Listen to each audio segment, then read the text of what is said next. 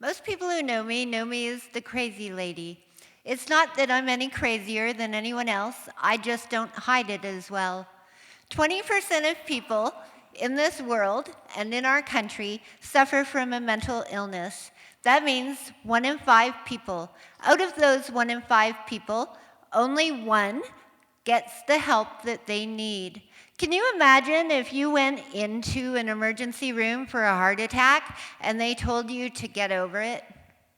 Can you imagine if you felt really bad because you had diabetes or you were really sick from a physical illness and you were told that you just needed to smile, get on with life?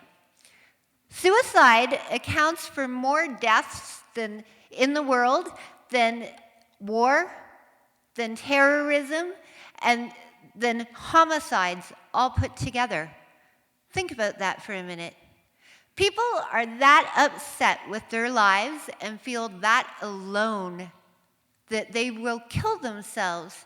There are 500 deaths by suicides of teenagers in Canada every year. Out of those 500, for every one that actually goes through with the suicide, there are 400 attempts. Think about that. 200,000 youth in Canada are so distraught that they try and kill themselves every single year. What are we doing wrong? Think about if we treated other illnesses the way we treat mental illnesses. If we made people who had diabetes or had heart attacks to feel bad for the fact that they had an illness, how would that make you feel? Sometimes the things that keep us back are the mental problems. Not that they have a mental illness, but the mental problems of those around them and how they view what the illness is. The greatest weapon that we have in this world is choosing one thought over another. If somebody feels alone and they feel like they want to die, if someone is beside them telling them that they are not alone, then that person is going to choose that thought over the one of being lonely. So if you're there to give someone compassion, you are going to change their life. You are actually going to save their life.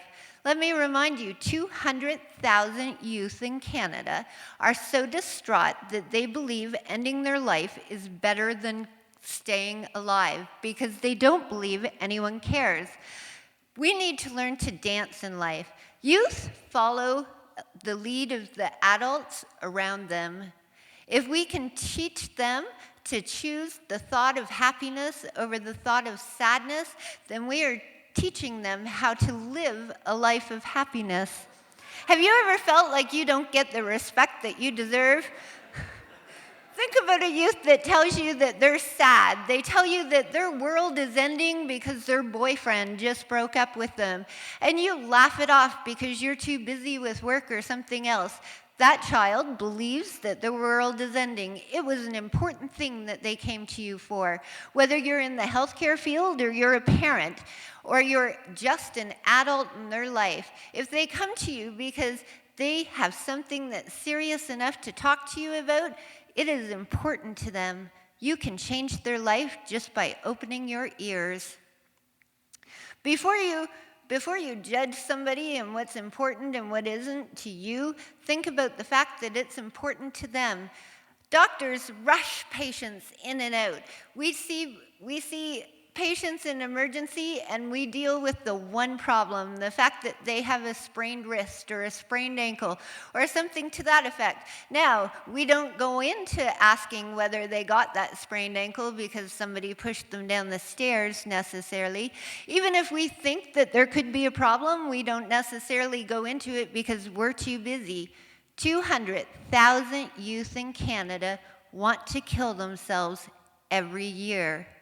You are sitting in a room with a bunch of people. There are more than 5 people in this room, so more than just me has suffered from a mental illness in their life.